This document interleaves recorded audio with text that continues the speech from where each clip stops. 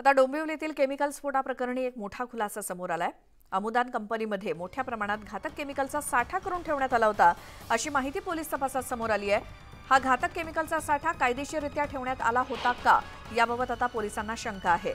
कंपनीने घातक केमिकलचं उत्पादन, वापर आणि रासायनिक प्रक्रियेवेळी खबरदारी घेतली नसल्याची माहिती पोलिसांच्या तपासातून समोर आली आहे। ॲल्युमिनियम आयसोप्रोक्साइड, कामेंग हायड्रोपॅरॉक्साइड यासारख्या अत्यंत घातक रासायनिक पदार्थांचं उत्पादन ही कंपनी करत होती। तर डोंबिवलीमध्ये ज्या कंपनीमध्ये हा स्फोट झाला त्या ठिकाणी केमिकलचा बेकायदेशीर साठा करून ठेवण्यात आलेला होता, अशी देखील माहिती पोलीस तपासात समोर आलेली आहे। त्यामुळे हा साठा अधिकृत होता का, कायदेशीर होता का, या संदर्भात आता तपास केला जाईल। रासायनिक पदार्थांचा साठा या अमुदान कंपनीमध्ये घातक केमिकलचा साठा होता, असं पोलीस तपासात निष्पन्न झालंय आणि म्हणूनच रासायनिक प्रक्रियेदरम्यान हा मोठा स्फोट झाल्याची माहिती देण्यात आलेली आहे। केमिकलचा साठा हा कायदेशीररित्या ठेवला होता का, हा देखील आता प्रश्न उपस्थित झालाय।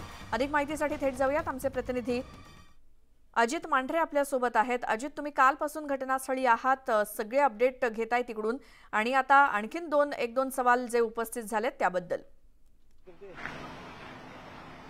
नक्कीच जी घटना समोर आलेली आहे आणि जी माहिती समोर आलेली आहे त्यानुसार अत्यंत गंभीर हा प्रकार आहे हे लक्षात आलेलं आहे। पोलीस तपासामध्ये जे खुलासे झालेले आहेत त्यानुसार सुरुवातीपासूनच ज्यावेळी ही घटना घडली त्यावेळी ज्यावेळी तपास झाला त्यावेळी हे सांगत होते की नेमकं इथे कशा पद्धतीने स्फोट झालेले आहे त्याचं कारण पुढे आलं नाहीये, पण पोलिसांनी गेली 24 तास तपास करून जे माहिती मिळवली त्यानुसार या जी कंपनी होती अमुदान केमिकल प्रायव्हेट लिमिटेड कंपनी, या कंपनीने मोठ्या प्रमाणात जे घातक रसायन आहेत त्यांचा साठा जो आहे हा मोठ्या प्रमाणात या कंपनीमध्ये साठवला होता। त्याचबरोबरीने यावर प्रक्रिया करण्याकरता जी यंत्रणा लागते ती यंत्रणा पूर्ण या कंपनीकडे नव्हती।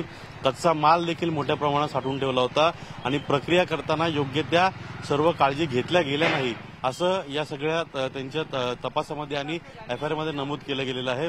त्यामुळे पोलिसांनी हा ठपका ठेवलेला आहे की केमिकलचा साठा करून ठेवणे, त्याचबरोबर घातक केमिकल जे त्यांचा साठा करून ठेवणे, कच्चा माल त्या ठिकाणी साठा करून ठेवणे, कच्च्या मालाचे उत्पादन, वापर आणि रासायनिक प्रक्रिया करताना कोणती खबरदारी न घेणे, याचबरोबरीनं त्याच्यामध्ये सार्वजनिक मालमत्तेचे नुकसान करणे, मृत्यूस कारणीभूत असणे, स्फोटके कायदा, बेकायदेशीर कृत्य, निष्काळजीपणा अशा विविध कलमांखाली हा गुन्हा दाखल करण्यात आलेला आहे। आणि सर्वात महत्वाचं म्हणजे जे मालक आहेत या ज्याच्यामध्ये दोन मालक सांगितलेले आहेत, त्या दोघांवरती जो गुन्हा दाखल करण्यात आलेला आहे त्यानुसार हे जे आहे ते तपासामध्ये मालती प्रदीप मेहता आणि मलय प्रदीप मेहता या दोघांवरती हा गुन्हा दाखल करण्यात आलेला आहे। त्यामध्ये सदोष मनुष्यवधाचा गुन्हा दाखल केला आहे। मुळात यामध्ये ॲल्युमिनियम पॅरॉक्साईड असेल, डायट्री ब्युटिल पॅरॉक्साईड असेल, असे विविध पद्धतीचे जे घातक रसायनं जे आहेत जी साठवून ठेवणं या कंपनीच्या गुन्हा प्रक्रियेमध्ये किंवा यांच्या अधिकारामध्ये येत नाही,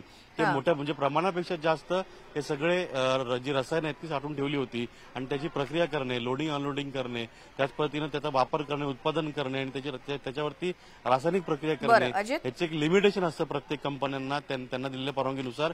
पण या कंपनीकडे तेवढं लिमिटेशन नसताना देखील त्यांनी मोठ्या प्रमाणात साठा ठेवला आणि ती प्रक्रिया करताना मोठा स्फोट झाला, ज्यामुळे 8 जणांचा मृत्यू झालेला आहे आणि 64 जणांना ते जखमी झालेले आहेत, असा ठपका ठेवलेला आहे। बरं अजित, धन्यवाद या सगळ्या अपडेटसाठी। आणि या सगळ्या बातम्यांसोबतच वेळ झाली महाराष्ट्र अनलिमिटेडमध्ये आता इथेच थांबण्याची। नमस्कार।